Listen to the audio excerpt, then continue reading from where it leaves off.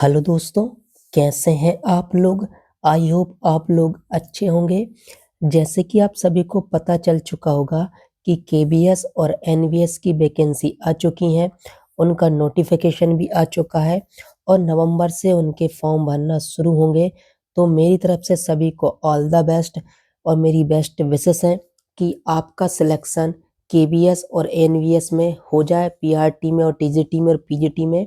साथ ही यदि आप पहली बार सीटीईटी का पेपर दे रहे हैं तो मैं आप सभी को विशेष करता हूँ और ऑल द बेस्ट कहता हूँ कि आप सबका अच्छे नंबर से सीटीईटी का पेपर निकल जाए और आप अच्छे नंबर से सीटीईटी का पेपर क्वालिफाई कर जाएं।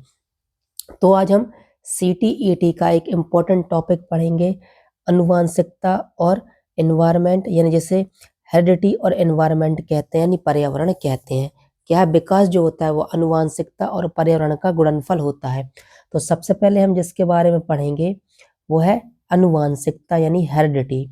अर्थ क्या है इसका? आनुवांशिकता का अर्थ उन गुणों और विशेषताओं से है जो माता पिता से बच्चों में जीन्स के माध्यम से स्थानांतरित होते हैं, जिसमें शारीरिक बनावट जैसे कद, आंखों का रंग, बुद्धि की क्षमता, बुद्धि लब्धि की ऊपरी सीमा, कुछ बीमारियां और कुछ हद तक व्यक्तित्व के लक्षण शामिल होते हैं।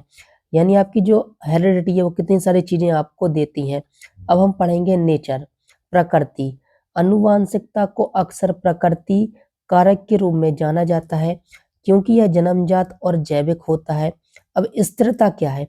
आनुवांशिक गुण जन्म से ही निर्धारित होते हैं और इन्हें बदला नहीं जा सकता। ये व्यक्ति के विकास की सीमा या संभावित क्षमता को तय करते हैं।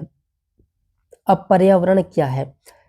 पर्यावरण से तात्पर्य उन सभी बाहरी प्रभावों से है जो एक व्यक्ति के विकास को प्रभावित करते हैं। इसमें सामाजिक, सांस्कृतिक, भौतिक और मनोवैज्ञानिक कारक शामिल होते हैं। उदाहरण: परिवार का माहौल, स्कूल, दोस्त, आस पड़ोस, शिक्षा, पोषण, सामाजिक आर्थिक स्थिति और संस्कृति पर्यावरण के महत्वपूर्ण घटक हैं। इसके अलावा और देखिए, पोषण क्या है, नर्चर क्या है? पर्यावरण को पोषण कारक के रूप में जाना जाता है क्योंकि यह बच्चे के अनुभव और सीखने से संबंधित होता है। गतिशीलता क्या है? पर्यावरण के प्रभाव गतिशील होते हैं और व्यक्ति के जीवन भर बदलते रहते हैं। यह तय करता है कि व्यक्ति अपनी आनुवांशिक क्षमता का कितना और किस और कैसे उपयोग कर पाता है। अब आनुवांशिकता और पर्यावरण के बीच संबंध क्या है? आनुवांशिकता और पर्यावरण एक दूसरे से स्वतंत्र नहीं है, बल्कि ये परस्पर क्रिया करते हैं और एक दूसरे के पूरक होते हैं। सहयोग क्या है? बच्चे का विकास आनुवांशिकता और पर्यावरण दोनों के जटिल अंतःक्रिया का परिणाम है। ना तो केवल आनुवांशिकता और ना ही केवल पर्यावरण अकेले विकास को निर्धारित कर सकता है।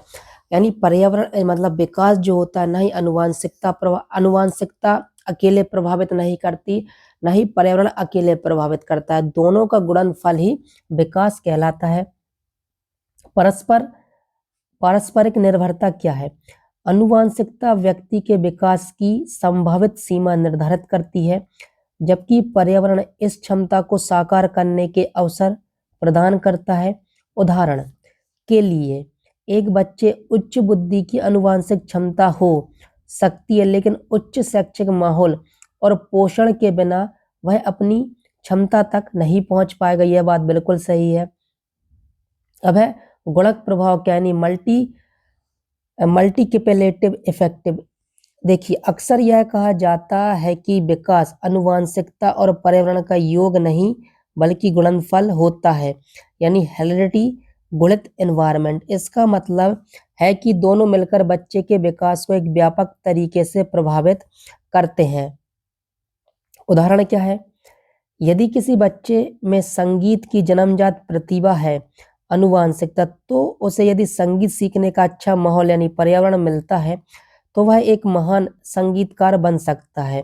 यदि उसे ऐसा माहौल नहीं मिलता तो उसकी प्रतिभा अप्रयुक्त रह सकती है, यानी उसकी प्रतिभा को उपयोग नहीं किया जा सकता है। एक पौधा कितना बड़ा होगा यह उसके बीज यानी आनुवांशिकता और मिट्टी, पानी, धूप यानी पर्यावरण दोनों पर निर्भर करता है। अब सीटीटी के लिए महत्वपूर्ण बिंदु क्या है? अवधारणात्मक स्पष्टता, आनुवांशिकता और पर्यावरण की परिभाषाओं और उनके अलग-अलग प्रभावों को स्पष्ट रूप से समझें। अंतःक्रिया पर जोर, सबसे महत्वपूर्ण यह है कि आप आनुवांशिकता और पर्यावरण के बीच अंतःक्रिया यानी इंटरेक्शन और पारस्परिक निर्भरता को समझें। उदाहरण के साथ देखें, उदाहरण के साथ समझें। वास्तविक जीवन के उदाहरणों पर विचार करें, कैसे आनुवांशिकता और पर्यावरण शारीरिक, संज्ञानात्मक, सामाजिक और भावनात्मक विकास को प्रभावित करते हैं। मिथकों को दूर करना, कैसे? इस आम गलत धारणा से बचें कि विकास में आनुवांशिकता या पर्यावरण में से कोई एक ही अधिक महत्वपूर्ण है। यह बात गलत है, जो कि एक कारक को 100% या दूसरे से पूरी तरह स्वतंत्र मानते हैं। देखिए, अब मुख्य मुख्य शब्द क्या है? प्रकृति बनाम पोषण यानी नेचर बनाम नर्चर, गुणक प्रभाव यानी मल्टीप्लिकेटिव इफेक्ट, अंतःक्रिया, इंटरेक्शन, संभावित क्षमता, पोटेंशियल कैपेसिटी, विकास की सीमा, लिमिट्स ऑफ डेवलपमेंट जैसे शब्दों को समझे। अब हम इन बारे में पढ़ेंगे कि क्या होते हैं। आनुवांशिकता और पर्यावरण, एक इनका गहरा अब हम विश्लेषण करेंगे। देखिए, बाल विकास, आनुवांशिकता और पर्यावरण की भूमिका को समझना सीटीटी के लिए महत्वपूर्ण है, क्योंकि यह शिक्षकों को बच्चों के व्यक्तिगत मतभेदों, सीखने की शैलियों और व्यवहारिक पैटर्न को समझने में मदद करता है।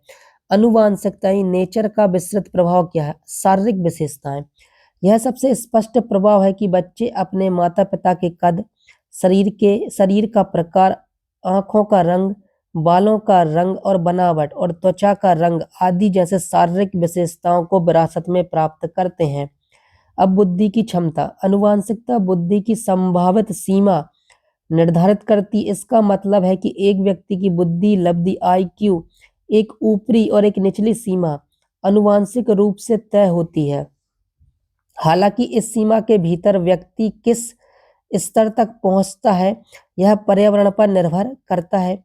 व्यक्तित्व के कुछ गुण, कुछ शोध बताते हैं कि स्वभाव और व्यक्तित्व के मूल गुण जैसे कि बहिर्मुखता और अंतर्मुखता आनुवांशिक कारकों से प्रभावित हो सकते हैं।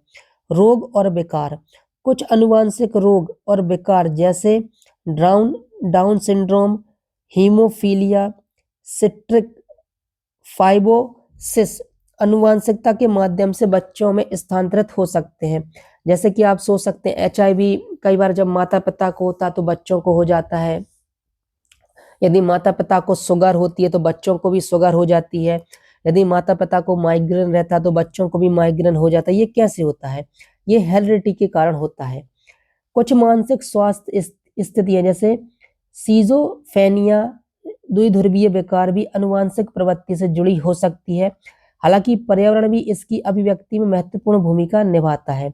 अब है परिपक्वता यानी मैच्योरिटी, विकास के कुछ चरण जैसे चलना सीखना, यौवन की शुरुआत आनुवांशिक रूप से निर्धारित जैविक परिपक्वता अनुक्रम का हिस्सा होते हैं। पर्यावरण यानी नर्चर की विस्तृत प्रभाव, पर्यावरण में वे सभी बाहरी कारक शामिल हैं जो जन्म के बाद से व्यक्ति के विकास को प्रभावित करते हैं। अब है पारिवारिक वातावरण का क्या योगदान है। पालन पोषण की शैली, माता पिता की पालन पोषण की शैली जैसे सत्तावादी, अनुमय, आधिकारिक बच्चे के व्यक्तित्व, सामाजिक कौशल और भावनात्मक विकास पर गहरा प्रभाव डालती है। पारिवारिक संरचना, एकल माता पिता परिवार, संयुक्त परिवार, नाभिकीय परिवार के बच्चे के सामाजिक और भावनात्मक विकास पर अलग अलग प्रभाव हो सकता है। अब सामाजिक आर्थिक स्थिति, परिवार की आय, शिक्षा का स्तर, सामाजिक स्थिति बच्चे के लिए उपलब्ध संसाधन जैसे शिक्षा, पोषण, स्वास्थ्य सेवा को प्रभावित करती है, जो उसके विकास को सीधे प्रभावित करते हैं। अब और स्कूल और शिक्षा विकास को कैसे प्रभावित करते हैं। शिक्षण विधियां, स्कूल में अपनाई जाने वाली शिक्षण विधियां, पाठ्यक्रम और शिक्षकों का व्यवहार बच्चे के संज्ञानात्मक विकास, सीखने की प्रेरणा और शैक्षणिक प्रदर्शन को प्रभावित करता है। सहकर्मी समूह, स्कूल में दोस्तों, सहपाठियों के साथ बातचीत, सामाजिक कौशल, आत्मसम्मान और पहचान के विकास में महत्वपूर्ण भूमिका निभाती। अब सामाजिक और सांस्कृतिक वातावरण क्या इंपॉर्टेंट रोल निभाते हैं। अब है संस्कृति और मूल्य। जिस संस्कृति में बच्चा पलता है उसके मूल्यों, विश्वासों, व्यवहारों और विश्व दृष्टि को आकार देती है। समुदाय और पड़ोस, सुरक्षित और सहायक समुदाय बच्चों के स्वस्थ विकास के लिए महत्वपूर्ण होते हैं। हिंसा, गरीबी, संसाधनों की कमी वाले पड़ोस बच्चों के विकास पर नकारात्मक प्रभाव डाल सकते हैं। मीडिया और प्रौद्योगिकी, जैसे कि आपको पता है आज का युग कंप्यूटर का युग है और आज का युग मोबाइल का युग है। तो मोबाइल से देखकर बच्चे बहुत कुछ सीखते हैं, गलत भी चीजें सीखते हैं और अच्छी चीजें भी सीखते हैं। टेलीविजन, इंटरनेट और सोशल मीडिया का बच्चों के संज्ञानात्मक, सामाजिक और भावनात्मक विकास पर महत्वपूर्ण प्रभाव पड़ता है, चाहे वह सकारात्मक हो या नकारात्मक। अब पोषण और स्वास्थ्य कैसे परिवर्तन लाते हैं। पर्याप्त पोषण और अच्छी स्वास्थ्य सेवा बच्चे के शारीरिक और संज्ञानात्मक विकास के लिए आवश्यक होती है। अब आनुवंशिकता और पर्यावरण की अंतःक्रिया क्या होती है।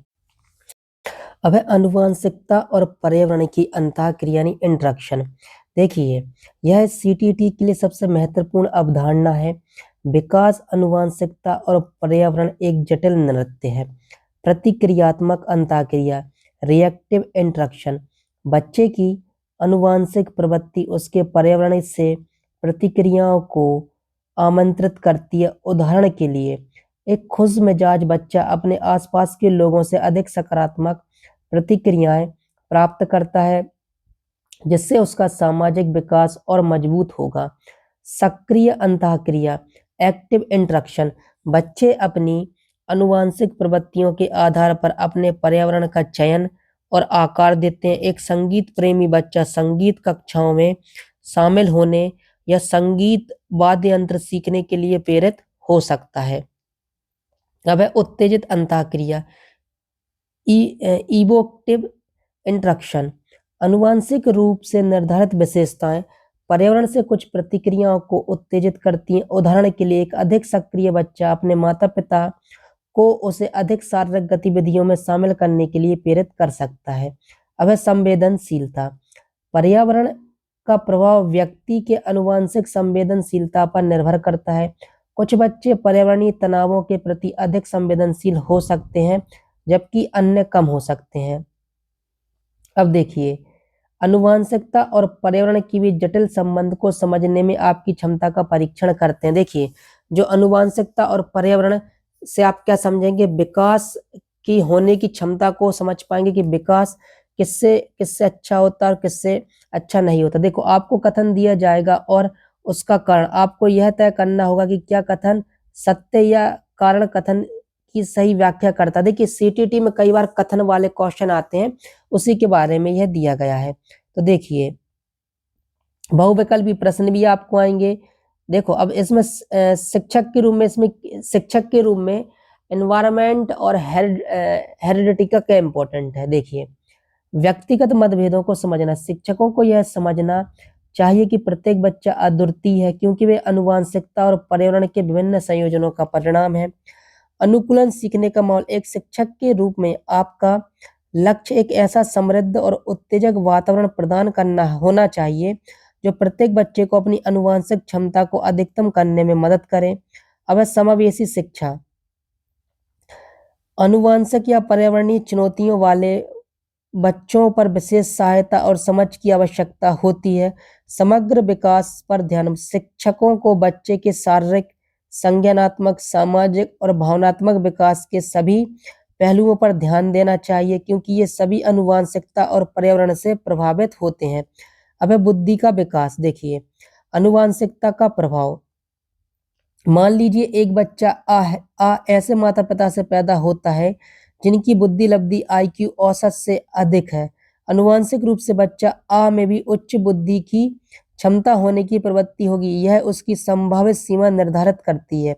पर्यावरण क्या करेगा? अब यदि बच्चा आ को एक ऐसा वातावरण मिलता है जहाँ बचपन से ही उसे किताबें पढ़ने, पहेलियाँ सुलझाने, रचनात्मक गतिविधियों में शामिल होने और शिक्षकों और माता-पिता से बौद्धिक प्रोत्साहन मिलता है, तो वह अपनी आनुवांशिक क्षमता का पूरा उपयोग कर पाएगा और उसकी बुद्धि का विकास उच्च स्तर पर होगा। अब अंतःक्रिया कैसे मदद करेगी? यदि बच्चा आ को ऐसा वातावरण नहीं मिलता, जैसे स्कूल जाने का अवसर नहीं मिलता या उसे बौद्धिक रूप से उत्तेजित नहीं किया जाता, तो उसकी उच्च आनुवांशिक क्षमता के बावजूद उसकी बुद्धि का विकास उस स्तर तक नहीं हो पाएगा, जितना संभव था। इसके विपरीत यदि किसी बच्चे को आनुवांशिक रूप से औसत बुद्धि है, लेकिन उसे असाधारण रूप से समृद्ध और उत्तेजक वातावरण मिलता है, तो वह अपनी आनुवांशिक क्षमता की ऊपरी सीमा तक पहुँच सकता है और औसत से बेहतर प्रदर्शन कर सकता है। तो किस प्रकार आप समझ सकते हैं कि हेरिडिटी और एनवायरनमेंट आपस में गुणनफल होते हैं। यह दर्शाता है कि आनुवांशिक क्षमता प्रदान करती है और पर्यावरण उस क्षमता को साकार करने में मदद करता है। अब उदाहरण दूसरा देखिए, व्यक्तित्व और स्वभाव, आनुवांशिकता का प्रभाव। कुछ बच्चे जन्म से ही अधिक शांत और धैर्यवान होते हैं, जबकि कुछ अधिक सक्रिय और उत्तेजित स्वभाव के होते हैं। यह आनुवांशिक प्रवृत्ति हो सकती है। पर्यावरण का प्रभाव क्या है? यदि एक शांत स्वभाव वाले बच्चे को ऐसे माता-पिता मिलते हैं जो नई चीज़ों को आज़माने के लिए प्रोत्साहित करते हैं, उसे सामाजिक गतिविधियों में शामिल होने के अवसर देते हैं, तो वह अधिक सामाजिक और बहिर्मुखी बन सकता है।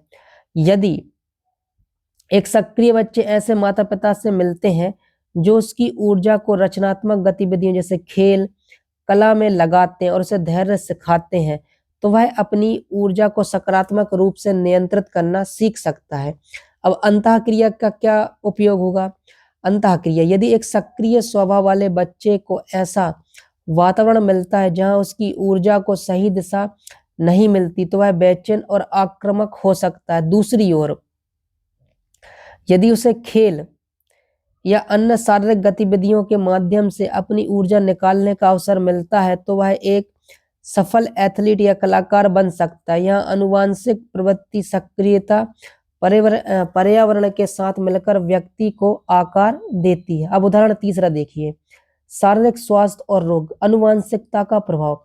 कुछ परिवारों में मधुमेह यानी डायबिटीज और हृदय रोग यानी हार्ट डिसीज जैसी बीमारियों का आनुवांशिक इतिहास होता है। इसका मतलब है कि उन परिवारों के सदस्यों को इन बीमारियों के विकसित होने की आनुवांशिक प्रवृत्ति अधिक होती है। पर्यावरण का प्रभाव, यदि किसी व्यक्ति को मधुमेह की आनुवांशिक प्रवृत्ति है, लेकिन वह स्वस्थ आहार लेता है, नियमित व्यायाम करता है और तनाव का प्रबंधन करता है, तो वह इस बीमारी के विकसित होने के जोखिम को काफ़ी कम कर सकता है। यानी एक्सरसाइज़ करना बहुत ही ज़रूरी है जीवन में, चाहे आप स्वस्थ हों या ना हों।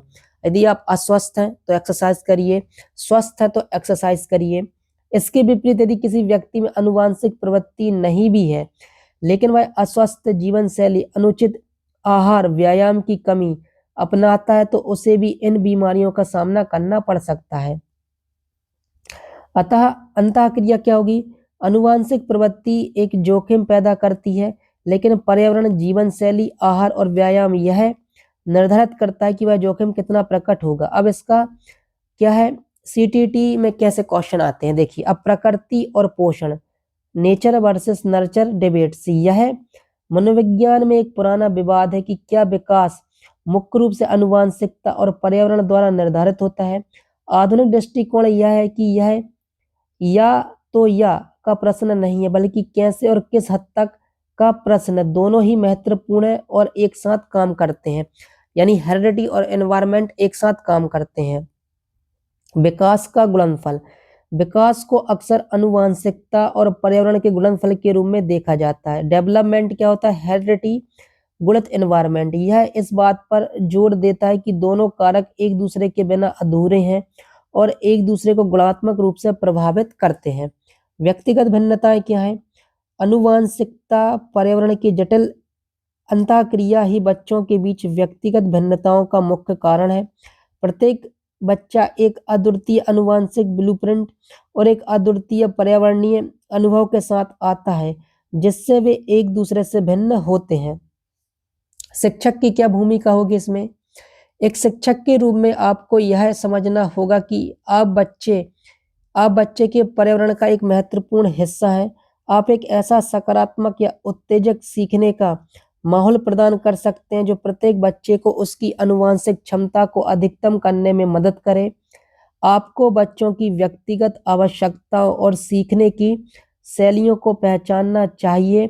उनकी आनुवांशिक प्रवृत्तियों और पर्यावरणीय अनुभव से प्रभावित होती है। अब संवेदनशील अवधि क्या होती है, यानी सेंसिटिव पीरियड क्या होता है? विकास में कुछ ऐसी संवेदनशील अवधियां होती हैं जब बच्चे कुछ पर्यावरणीय प्रभावों के प्रति अधिक ग्रहणशील होते हैं। उदाहरण के लिए क्या है? भाषा सीखने के लिए बचपन एक संवेदनशील अवधि है। यदि इस अवधि में बच्चे को पर्याप्त भाषाई प्रोत्साहन नहीं मिलता, तो उसे बाद में भाषा सीखने में कठिनाई हो सकती है, भले ही उसकी आनुवांशिक क्षमता हो। अब देखिए, और विभिन्न परिदृश्यों पर विचार करें। सोचें कि विभिन्न आनुवांशिक प्रवृत्तियां विभिन्न पर्यावरणीय परिस्थितियों को कैसे प्रकट करेंगी। यानी आपकी आनुवांशिक आनुवांशिक चीजें पर्यावरण को कैसे प्रभावित करेंगी, या पर्यावरण आपके आनुवांशिक को कैसे प्रभावित करेगा। संतुलित दृष्टिकोण अपनाएं। हमेशा एक संतुलित दृष्टिकोण रखें। दोनों कारक महत्वपूर्ण और एक दूसरे को प्रभावित करते हैं। नकारात्मक प्रभावों की पहचान। समझें कि कैसे प्रतिकूल आनुवांशिक और पर्यावरणीय कारक बच्चे के विकास को बाधित करते हैं। सकारात्मक प्रभावों को बढ़ावा दें। जाने कैसे एक सकारात्मक और सहायक वातावरण बच्चे की आनुवांशिक क्षमता को बढ़ावा दे सकते हैं। तो दोस्तों, ये था पर्यावरण और आनुवांशिकता के बीच एक छोटा सा चैप्टर। इसका एक ही वीडियो आएगा और मैं आगे जाके छोटा सा 10 मिनट का या 20 मिनट का एक सेकंड वीडियो भी लेके आऊंगा, जिसमें आपको थोड़ी अधिक जानकारी मिलेगी और समान जानकारी मिलेगी। यदि मैंने अच्छा पढ़ाया है तो कमेंट बॉक्स में जरूर बताएं, और यदि मैंने खराब पढ़ाया है तो मैं उसमें क्या सुधार करूं, जिससे मैं आपको अच्छे नोट्स दे सकूं और अच्छे से पढ़ा सकूं और आपको अच्छे वीडियो उपलब्ध करा सकूं। नमस्ते दोस्तों।